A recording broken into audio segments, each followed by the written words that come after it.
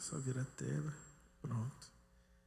Amém, gente. Então vamos continuar falando sobre cosmovisão. E hoje o tema vai ser graça comum. Quem já ouviu falar sobre graça comum? Acho que agora todos, né? Que teve a ministração no GC, né?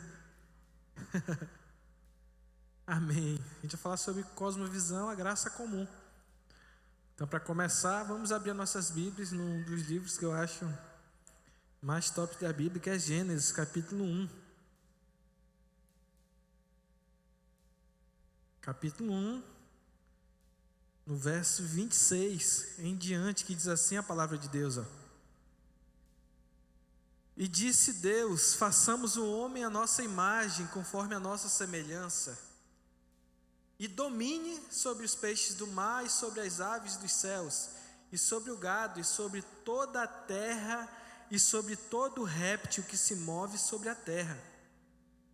E criou Deus o homem à sua imagem, a imagem de Deus o criou, homem e mulher os criou.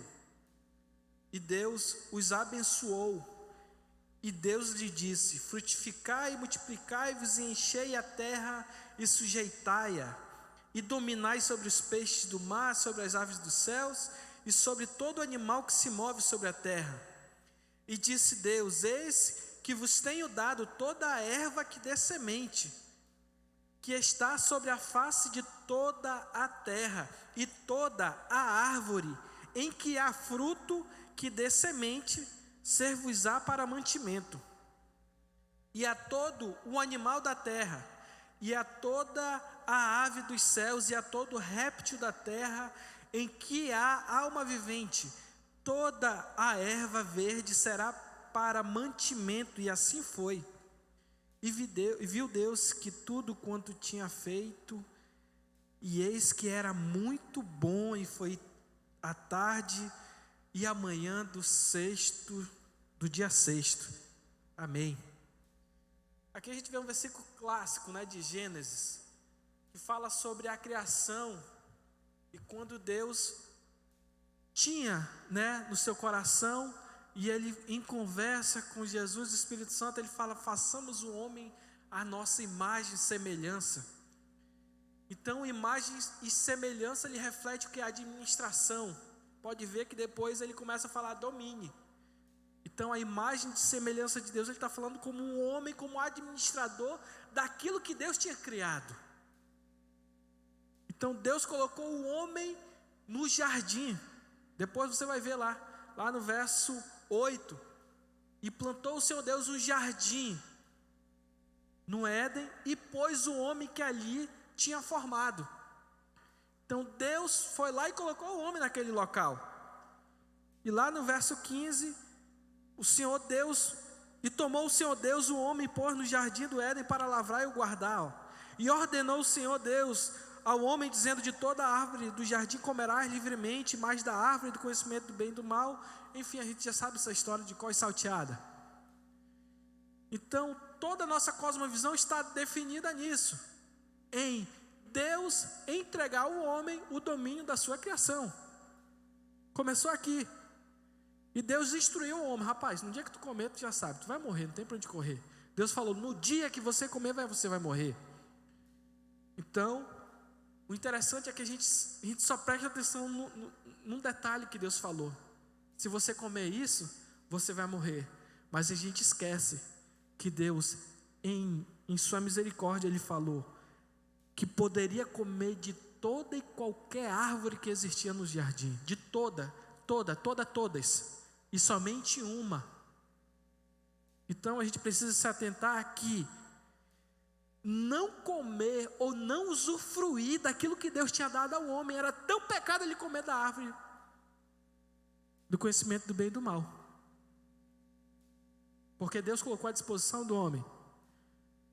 Então tente imaginar, Deus não é um Deus carrasco. Entre milhares de árvores, Ele tinha de acertar e só uma de errar. O homem foi justamente na única que ele poderia ter errado. Então entenda, a consequência do pecado no mundo não foi por causa que Deus é um Deus carrasco, mas porque o homem foi inconsequente. entre milhares e milhares de acertos que o homem tinha oportunidade, ele foi justamente na única que Deus tinha proibido. Então, na queda do homem, nós vamos ver aparentemente que o homem não morreu, porque ele comeu do fruto com a sua mulher, mas essa morte, não houve uma morte natural no homem. E todos sabem que a morte que houve no homem foi uma morte espiritual. A partir do momento que Deus teve que descer, Deus descia todos os dias, e Ele conversava com o homem, tinha relacionamento com o homem, mas a partir do advento do pecado, Deus falou para Adão: Adão, onde estás? E a gente sabe os atributos de Deus: onisciência, onipresença, onipotência. Onisciência, que Deus é dotado de todo conhecimento. Onipotência, Ele tem poder total sobre todas as coisas. Onipresença, presente em todos os lugares. Então, o fato de Deus perguntar onde estás, não se trata de algo geográfico. Está se tratando da morte que o homem teve. Pela morte espiritual, Deus não estava mais conseguindo se conectar com o homem. Então foi preciso Deus falar a primeira vez. E a gente vê isso claro na Bíblia, né? Que lá no verso 9, e chamou o Senhor Deus a Adão e disse: onde estás? Né? Morte, a gente sabe que morte ela vem do sentido de desligar-se. Então a morte espiritual desligou o homem de Deus. Então com isso veio a queda humana. Com isso veio, o homem morreu espiritualmente falando. E o interessante é que no ato da descida de Deus, de falar com o homem teve uma oportunidade de novo consertar a consequência do seu pecado, que foi quando Deus perguntou lá no verso 11: comeste tu da árvore que ordenei que não comesse? E aí Adão começa a falar: não, foi a mulher que tu me deu, ela me deu e eu comi. Então é interessante que Adão, além de ele errar de todas as árvores que ele poderia cometer, ele ainda tentou se justificar do erro dele. Se justificar como? Botando a culpa em alguém.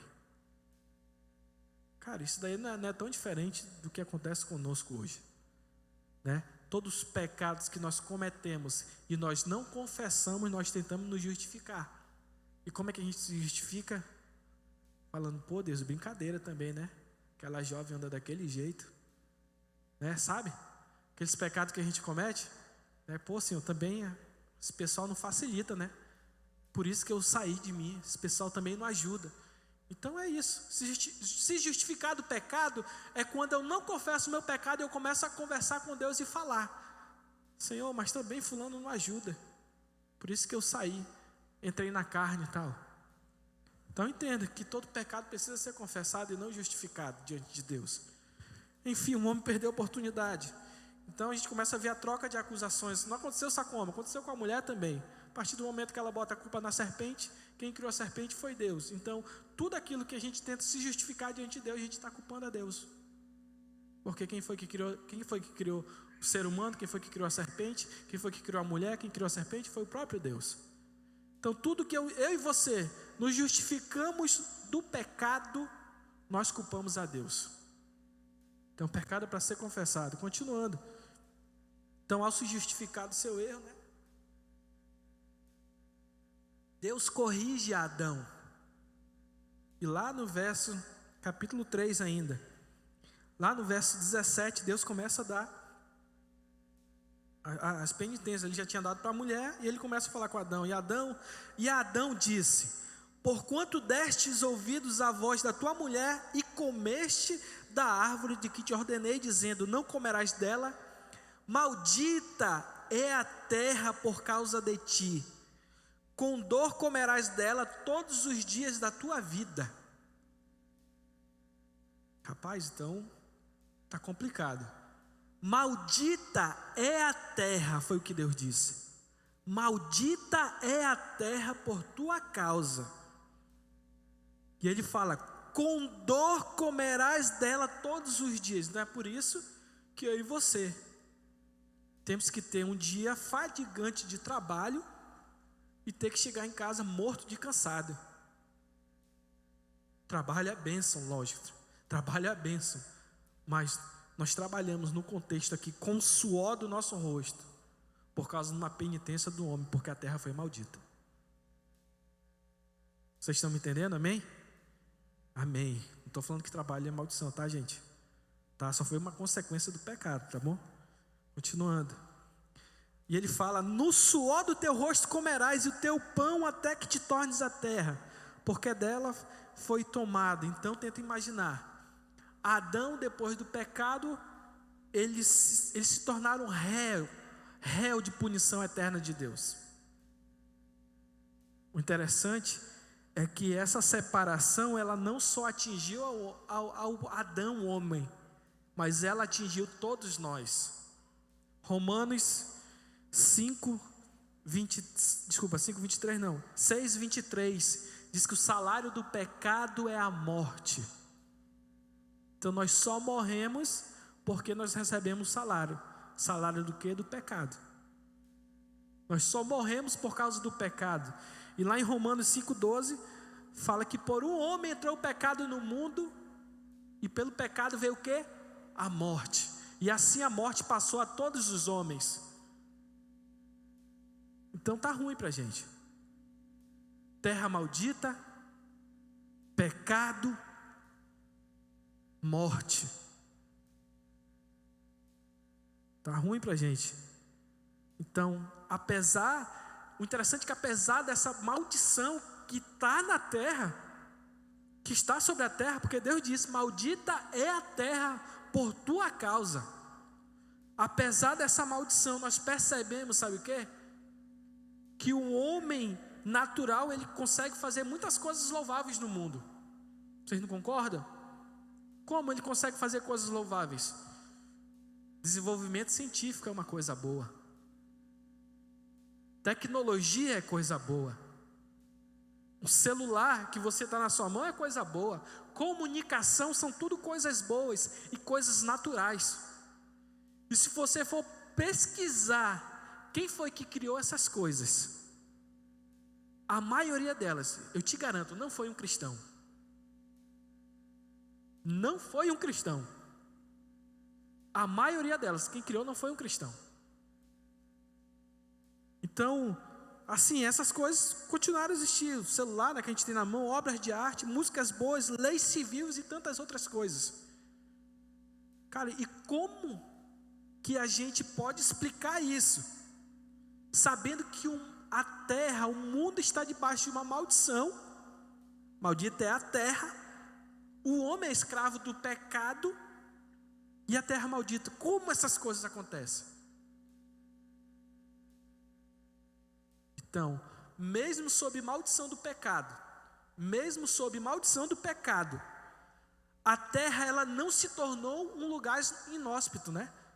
Um local, uma terra impossível de ser habitada. A terra, ela não só dá espinhos. Desertos e sofrimentos. Mas ela é objetivo das bênçãos de Deus também, mediante a sua graça. A terra, ela é alvo das bênçãos de Deus, mediante a sua graça somente. Não é porque o homem é bom, é somente pela sua graça.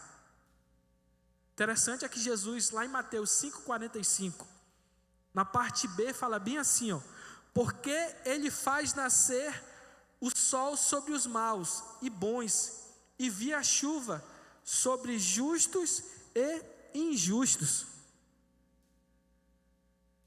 Deus faz vir o sol sobre os maus e sobre bons.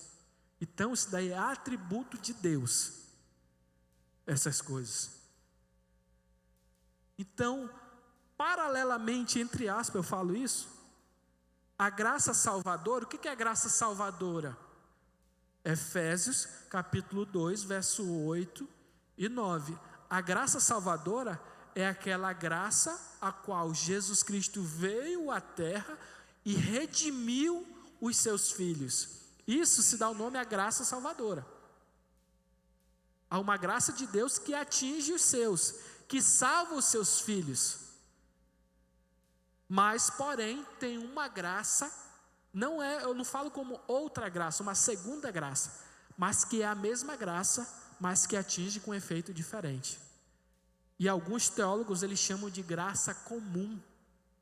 A essa graça comum, Deus não só abençoa tanto os justos, mas Ele abençoa justos e injustos nessa graça comum. Ele abençoa tanto os justos como os injustos. Então a gente precisa frisar que essa graça comum, nela não opera a redenção do homem. Nessa graça não opera a salvação do homem. Somente a graça, a fé em Jesus Cristo é que salva o homem. Mas essa graça comum, todos os homens podem ser participantes, tanto justos como injustos. Estão me entendendo? Vocês estão me entendendo? Eu explico de novo. Amém, continuando. Então tenta entender. Essa graça, ela mantém a ordem natural e possibilita o avanço social, artístico, científico, tecnológico, onde Deus, em sua infinita misericórdia, distribui aos homens conforme Ele quer.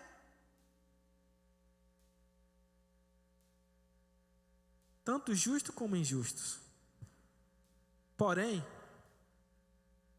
os efeitos do pecado e a influência satânica sobre o mundo poderiam levar o mundo à destruição. Mas Deus não aprove ser assim. Ele aprove agraciar os seres humanos com essa graça comum que refreia a humanidade. E Ele faz isso, sabe como? Por meio da consciência. Ele opera essa graça comum por meio da consciência. O interessante é que o apóstolo Paulo, ele fala algo muito interessante sobre os pagãos. Abra sua Bíblia em Romanos, capítulo 2, rapidão.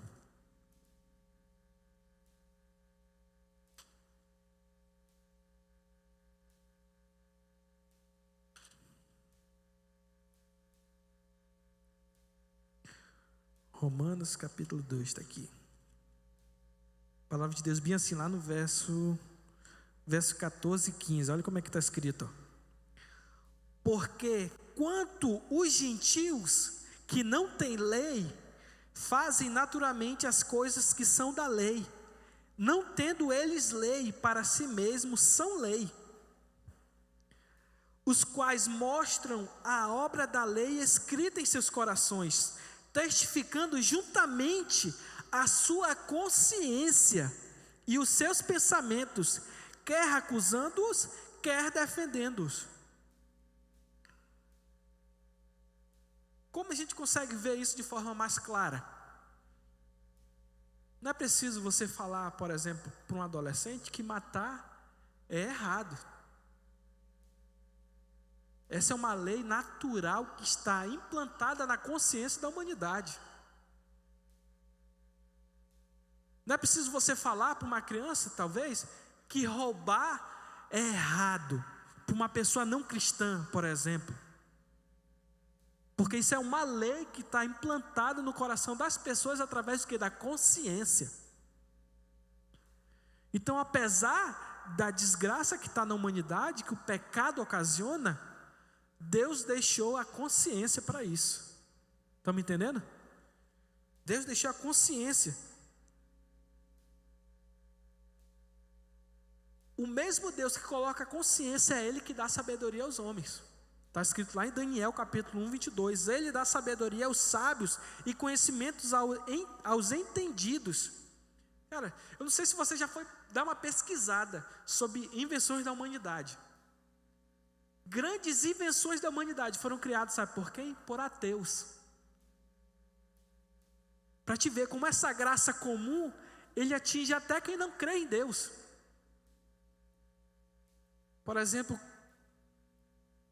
essa graça comum ela traz benefícios à humanidade, e Deus permite que haja autoridades na terra, mesmo que imperfeita, mas a gente vê a autoridade dos políticos nessa terra.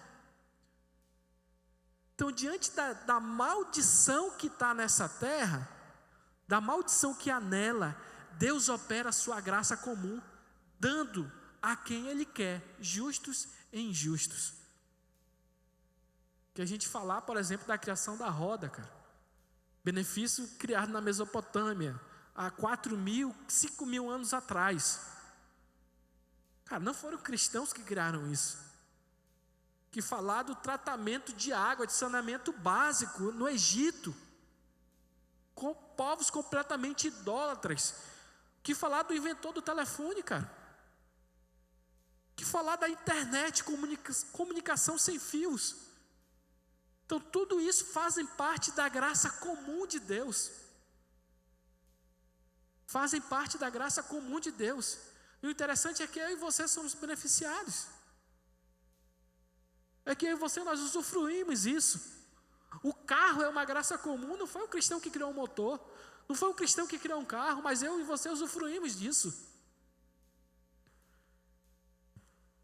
Então isso, pega essa graça comum e aplique a música, a arte, a música e a arte, por exemplo.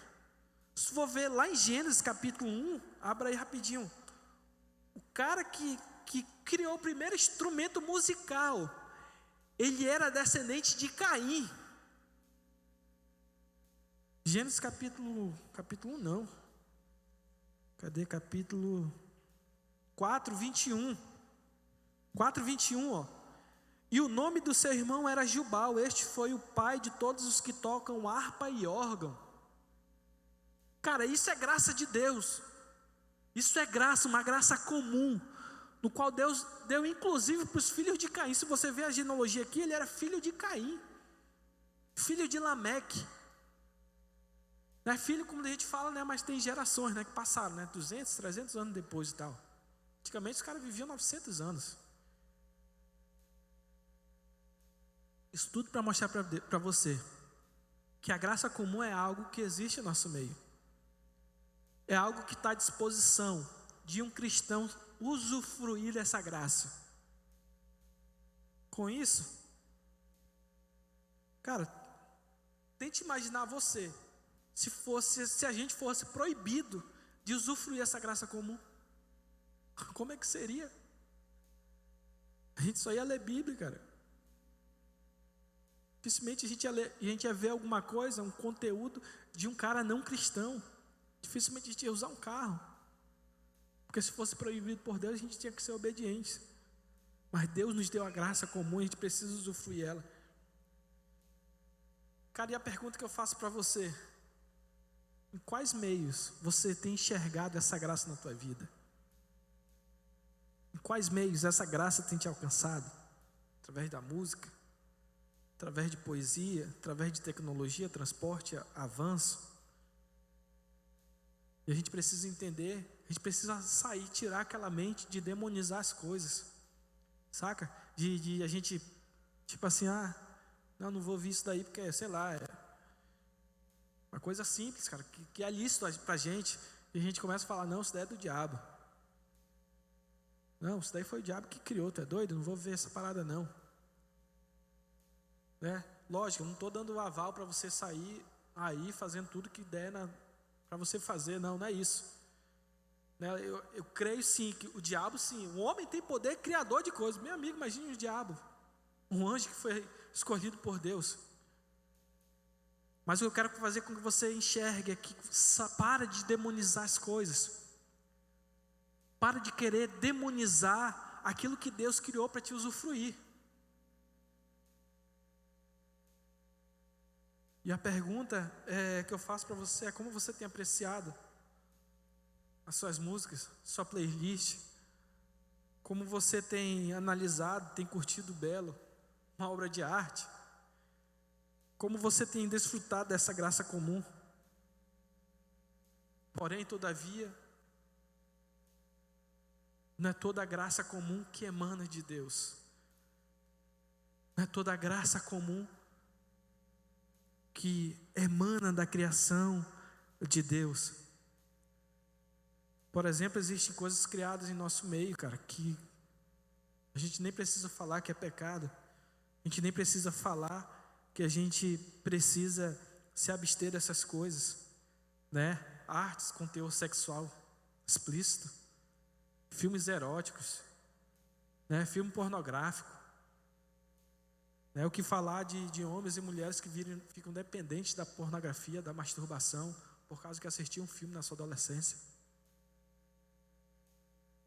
Então entenda que nem tudo é graça comum de Deus, nem todas essas coisas elas entram nesse aspecto da graça comum de Deus. Tudo isso também porque o pecado, o poder diabólico influenciar criações ainda está latente no nosso meio. E eu e você como cristão, a gente precisa fazer filtros. Eu e você como filhos de Deus, nós precisamos nos posicionar e ter um senso de filtro. Cara, e como que nós podemos desfrutar dessa graça?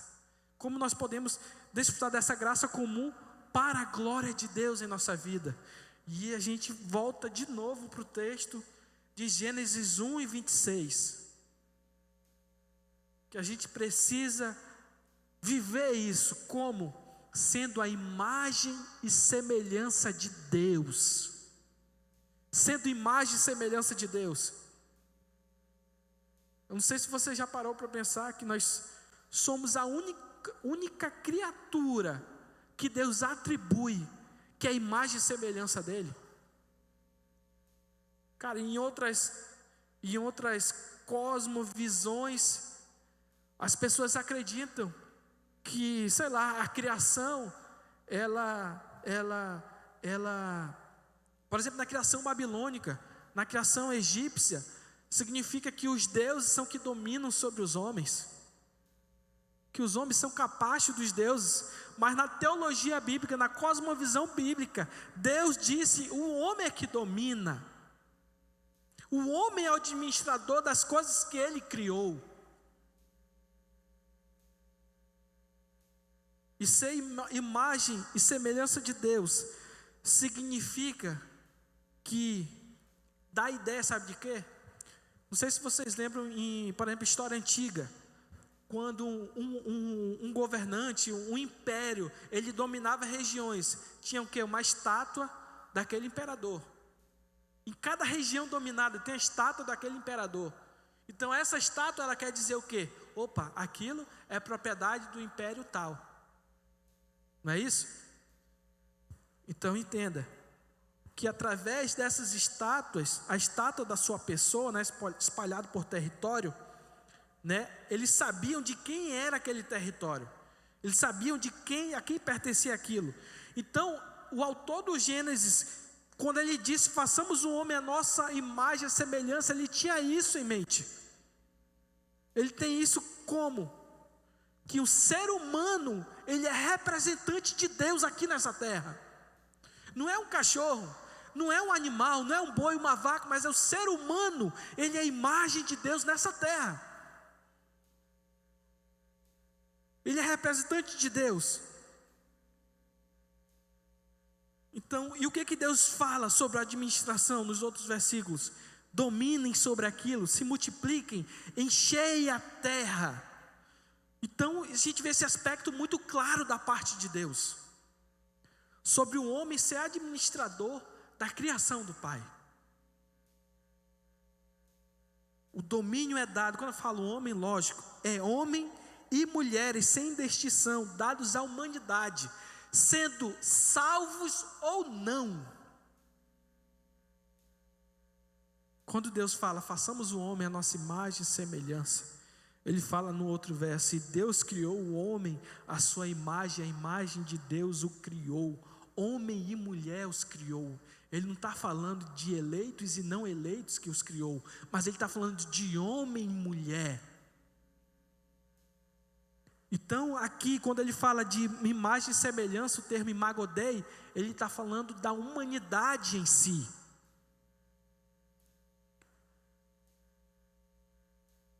E é por isso que a gente vai ver na Bíblia leis falando que um homem não pode matar outro homem, não pode haver assassinato. Pode ter cobiça, não pode ter adultério, entre outras coisas. Porque Deus exatamente tem um cuidado com a sua criação.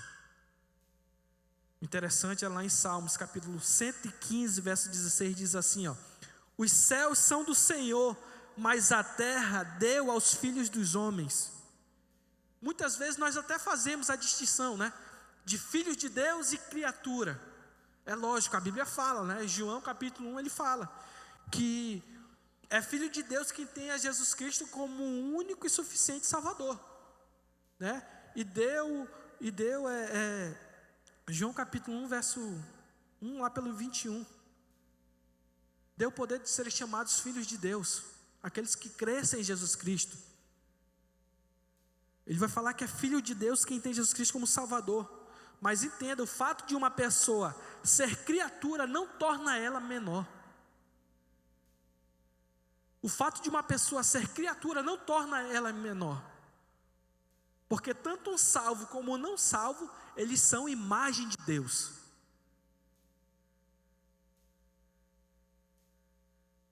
Só tem um porém. Todos nós somos imago Dei.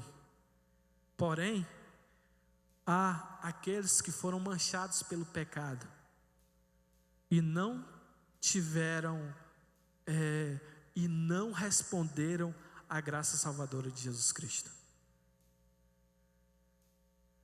Então, mas aos resgatados por Cristo, nós vamos viver como imago Dei, porque Cristo é o verdadeiro homem, e Ele viveu isso, a verdadeira imagem e semelhança de Deus. Então, Cristo como verdadeiro, Ele viveu. Então, a gente precisa reconhecer a dignidade dessas pessoas, respeitando-as, nos relacionando com Deus e com o próximo. Não é porque nós somos filhos de Deus que temos Jesus Cristo, que as outras pessoas não são imagem e semelhança de Deus. Cara, então, e após esse encontro que aí temos com Cristo, como eu posso viver uma imagem e semelhança de Deus, usufruindo da graça comum para a glória de Deus? É a pergunta que a gente precisa fazer. Para viver isso, nós precisamos viver como representante de Jesus Cristo nessa terra. Para viver isso, nós não precisamos ficar presos a costumes e tradições. Nós precisamos analisar nossa liberdade para com Deus, não esquecendo de olhar para o nosso relacionamento com o próximo. A gente precisa analisar nossa liberdade para com Deus, não esquecendo do nosso relacionamento para com o próximo. Abre essa Bíblia lá em 1 Coríntios capítulo 8.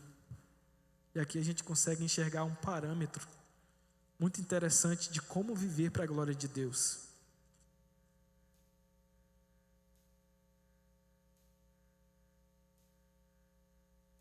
1 Coríntios capítulo 8. Cara, e esse é um dos textos que ele mais trata a nossa humildade. Esse aqui é um dos textos que mais trata a nossa humildade. E esse texto, ele nos desafia a colocar a nossa liberdade, na verdade, nosso conhecimento e liberdade, em segundo plano para o bem do corpo de Cristo. Então não é porque nós somos livres, nós somos verdadeiramente libertos por Cristo, que nós vamos exercer a nossa liberdade por aí. Então, o que 1 Coríntios quer dizer é que o nosso conhecimento e nossas liberdades, elas ficam em segundo plano. Em segundo plano para o bem do corpo de Cristo. Você vai já entender. E vamos ler 1 Coríntios capítulo 8. A palavra de Deus diz bem assim, ó: ora, no tocante às coisas sacrificadas aos ídolos, sabemos que todos temos conhecimento. O conhecimento incha, mas o amor edifica. E se alguém cuida saber alguma coisa, ainda não sabe como convém saber. Mas, se alguém ama a Deus, esse é conhecido dele. Assim que, quanto ao comer das coisas sacrificadas aos ídolos, sabemos que o ídolo nada é no mundo, e que não há outro Deus senão um só. Porque, ainda que haja também alguns que se chamem deuses, quer no céu, quer na terra, como há muitos deuses e muitos senhores, todavia, para nós, há um só Deus, o Pai, de quem é tudo e quem estamos é um só Senhor, Jesus Cristo, pelo qual são todas as coisas e nós por Ele. Mas nem em todos há conhecimento. Nem em todos há conhecimento de quê? De tudo que a gente leu até agora. De tudo que a gente leu o quê? Existem comidas sacrificadas a ídolos. Mas o raciocínio do apóstolo Paulo, do verso 1 até o 7 aqui, é que não existem deuses a não ser o nosso Deus. Aí ele começa falando, mas nem todos têm esse entendimento. Aí ele continua,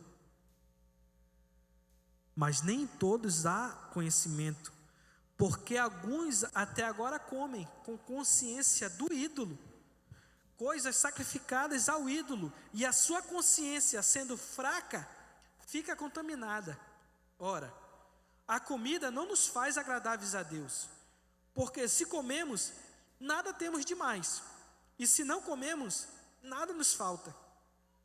Mas vede, que essa liberdade não seja de alguma maneira escândalos para os fracos, porque se alguém te vir a ti, que tens conhecimento, sentado à mesa do templo dos ídolos, não será a consciência do que é fraco induzida a comer das coisas sacrificadas aos ídolos? E pela tua ciência perecerá o irmão fraco, pelo qual Cristo morreu.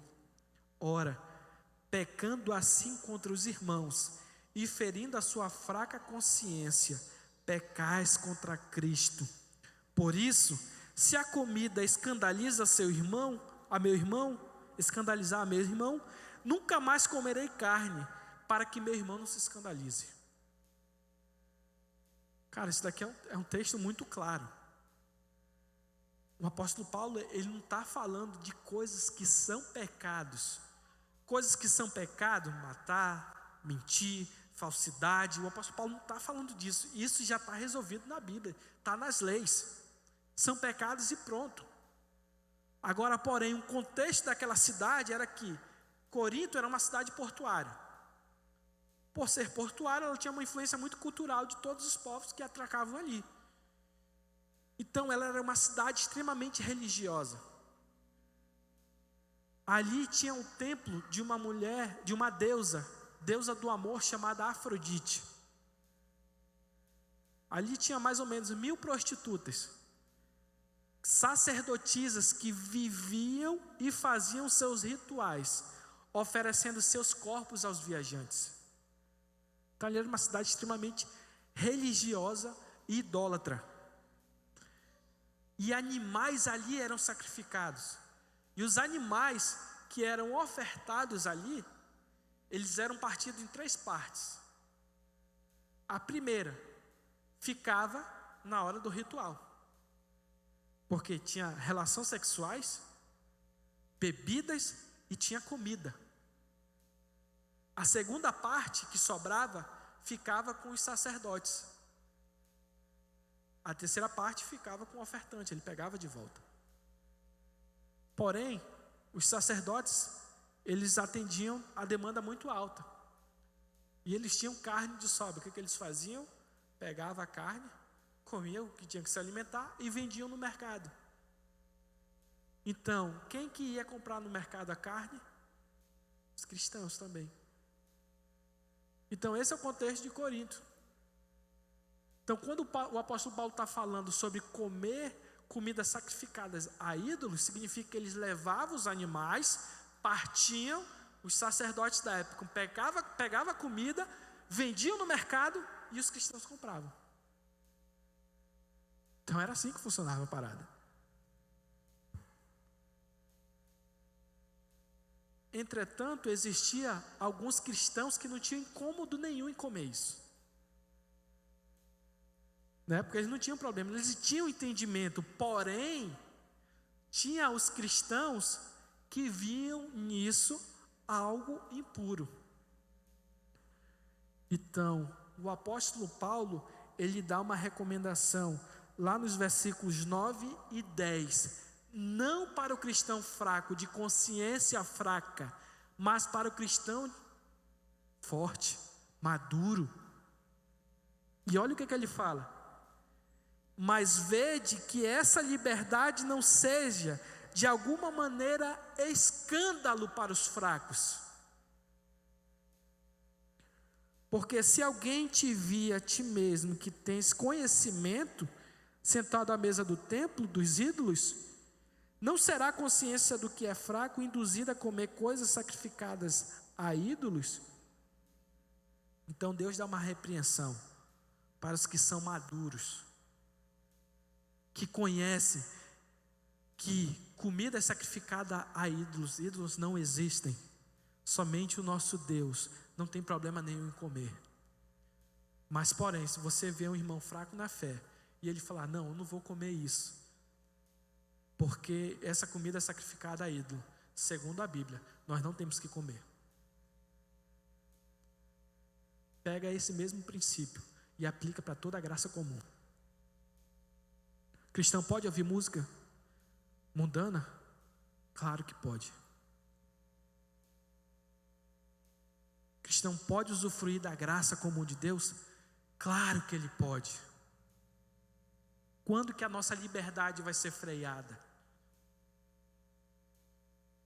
Por causa da consciência dos imaturos. Imaturos, que eu falo, dos fracos na fé. Então é viver para a glória de Deus. A gente tomando cuidado de exercer essa liberdade em Cristo, na graça comum, sem ferir os fracos na fé. Cara, isso daqui é um tapa na cara para mim. Até onde a nossa liberdade pode ser exercida, gente? Até onde? Porque se nós escandalizarmos alguns dos nossos irmãos, a Bíblia fala que nós estamos pecando contra Cristo. É o que diz lá no verso 12. Ora, pecando assim contra os irmãos e ferindo sua fraca consciência, pecais contra Cristo. Então entenda que 1 Coríntios capítulo 8, Deus não quer conhecimento. No sentido de, o apóstolo Paulo ele faz até uma comparação aqui, ó. O conhecimento incha, mas o amor edifica. O conhecimento incha, eu posso ter muito conhecimento de muitas coisas. E na liberdade de Cristo eu posso fazer um irmão pecar. Posso fazer até um irmão sair da igreja. Porque talvez um fraco na fé ele possa pensar, sabe o quê? Eu ser um cristão que nem um Filipe, fazendo essas coisas aqui que eu fazia no mundo. Eu ser um cristão que nem um Filipe, de fazer isso, isso, isso, aquilo, e acaba saindo da igreja. Então isso é sério, gente. A nossa liberdade, ela precisa ser estudada. O remédio para isso é a gente ter uma consciência amorosa. Tendo consciência amorosa que age com amor. Cara, às vezes a A gente precisa, na verdade, a gente precisa ter a consciência que age com amor e não está preocupado somente com o que é certo e errado, mas sim com o outro está sendo afetado. Eu preciso tomar cuidado com isso. Pecar contra a consciência de um cristão é pecar contra Cristo.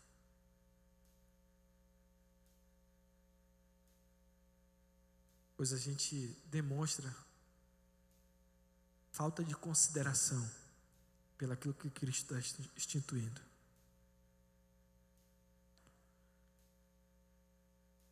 Em 1 Coríntios capítulo 10, o apóstolo Paulo ele encerra esse assunto. E eu confesso que eu já vou terminar. 1 Coríntios capítulo 10, verso 24 ao 33, diz bem assim, ó. E já fico de pé que eu já vou terminar.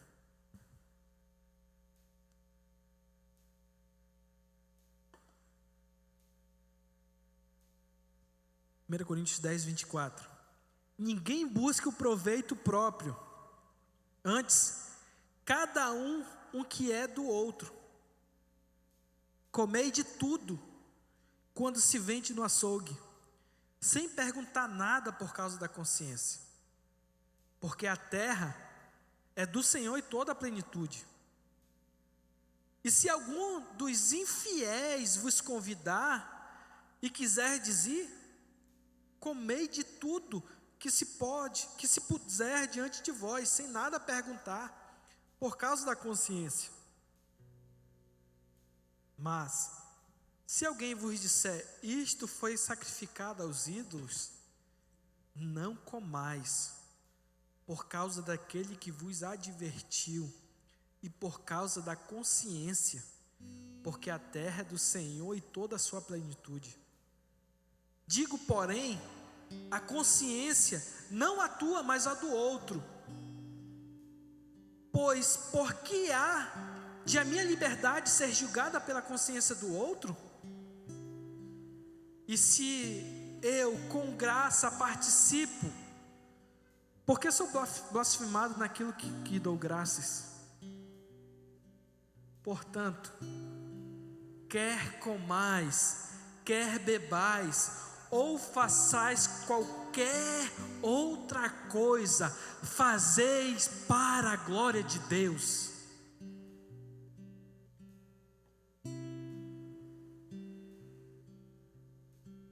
Isso daqui vai além de comida, gente. Isso aqui vai além de comida. Portanto, quer comais, quer bebais, ou façais qualquer outra coisa. Cara, quer usufruir da graça comum? Entenda que por talvez um cristão de mente fraca, você vai ter que abrir mão disso.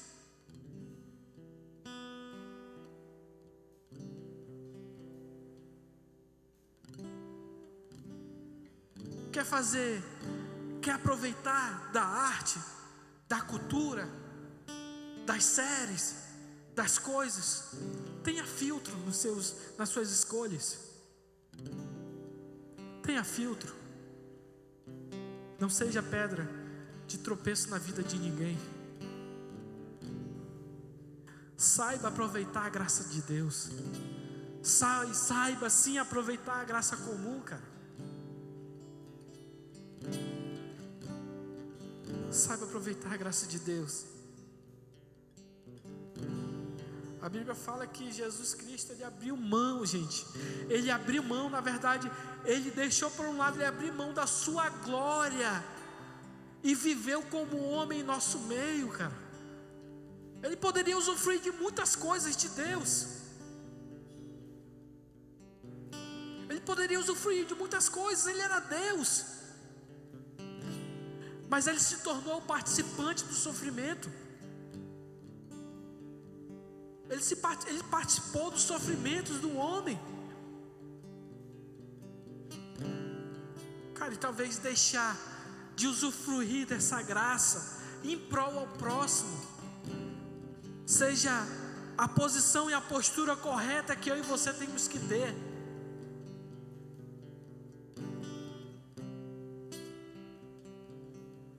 A fim de salvar e edificar a igreja. A fim de salvar e edificar a igreja, abrimos mãos da nossa liberdade, da graça comum, quando entra em conflito com a consciência de algum irmão fraco na fé.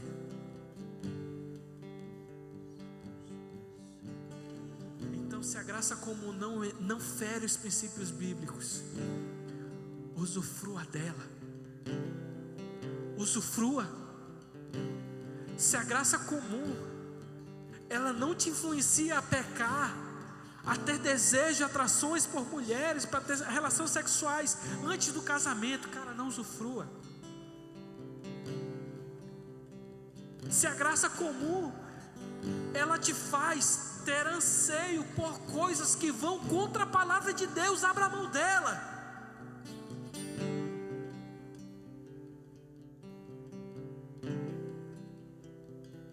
E não seja indiferente com a consciência dos nossos irmãos. Não seja indiferente. Cara, lendo esses textos, Deus falou muito comigo, cara. Talvez não é a palavra que você queria, talvez você quisesse uma palavra beleza, que levantasse, que te deixasse mais alegre, cara. Mas a palavra de Deus é essa: analise, faça análise. Usufrua assim da graça de Deus. Usufrua dos seus bens. Mas não deixe isso ser prioridade na sua vida. Não deixe isso ser norte na sua vida, ao ponto de você não ter e a sua vida acabar. Não deixe que a graça comum venha a ser algo que esteja até acima das vontades de Deus para nossas vidas.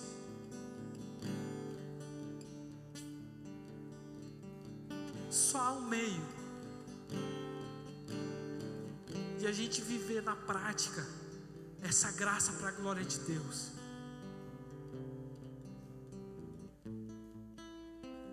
Sendo a imagem e semelhança de Jesus Cristo. Não há outro meio. Tudo que foge disso nós vamos pecar. Tudo que foge disso nós vamos pecar, nós vamos errar. Cara, minha oração nessa noite aqui, que essa palavra de Deus, e já vou finalizar e já vou orar também. Põe a mão no seu coração em nome de Jesus Cristo. E se possível, irmão, fale para as outras pessoas. Se você vê cristãos exercendo essa liberdade em Cristo se transformando já numa libertinagem, tenha uma postura e em amor o ensine. Entenda, não há problema comer alimentos sacrificados a ídolos.